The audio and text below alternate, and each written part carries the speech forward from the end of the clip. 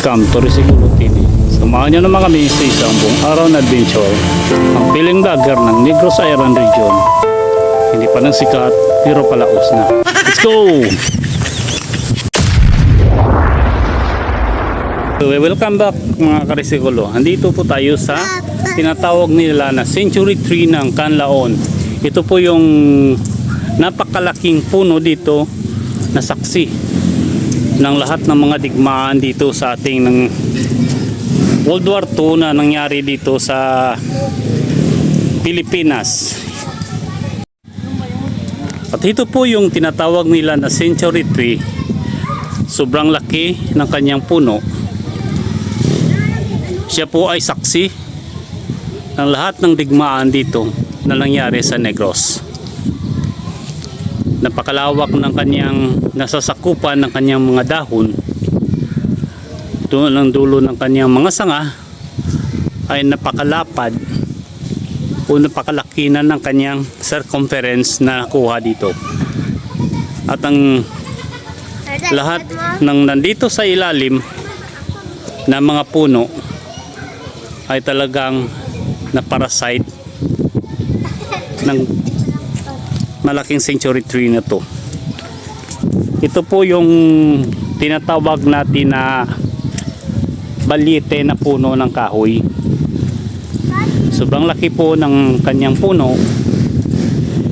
Siguro ito na yung tinatawag nila na village na mga kapre.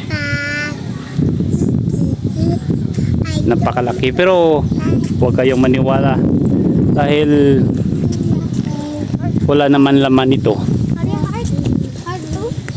2003 andito po kami, andyan parang mga unggoy na nagsilambitin doon sa mga babaw ng mga sanga ng Century Tree.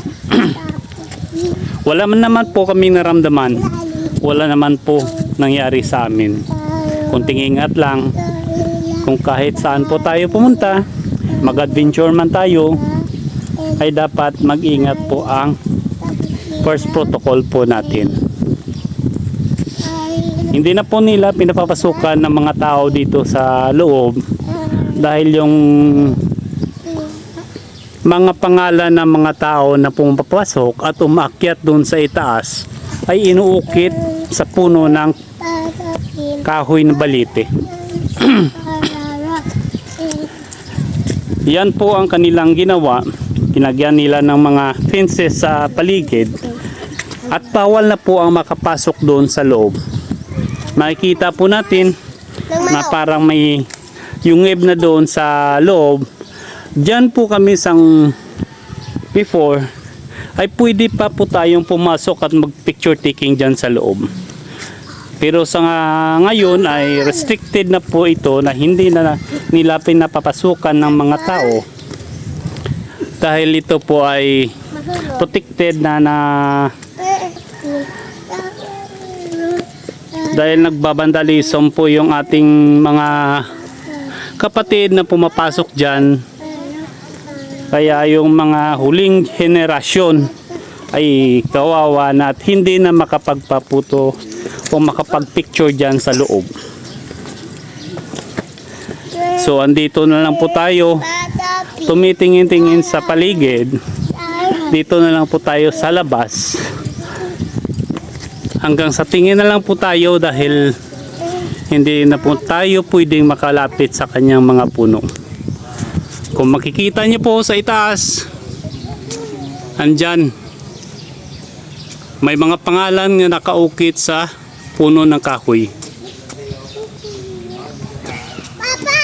Hindi po natin makikita sa ating camera, pero kung andito ka sa puno nito, visible na makikita mo ang mga pangalan na inuukit nila doon sa itaas. At ako mismo ay saksi sa kanilang ginawa na vandalism dito sa puno ng balite. Andun sa itaas nakatago yung mga pangalang inukit nila na sila ay nakaakyat dyan at inuukit yung mga pangalan doon sa puno. Kahit ako po ay hindi ako sangayon sa kanilang ginagawa dahil kanilang sinisira ang puno ng kahoy. At sinusugatan nila po ay yung kanyang mga sanga na kadalasan ay pinapasok ng tubig yung kanyang sugat at namamatay ang puno ng kahoy. Kawawa naman. So sana makonsensya na po yung mga taong lumagay ng kanilang pangalan at kanilang sinugatan itong Century Tree. Maraming salamat po. Ito po sa Resikulo Chan TV.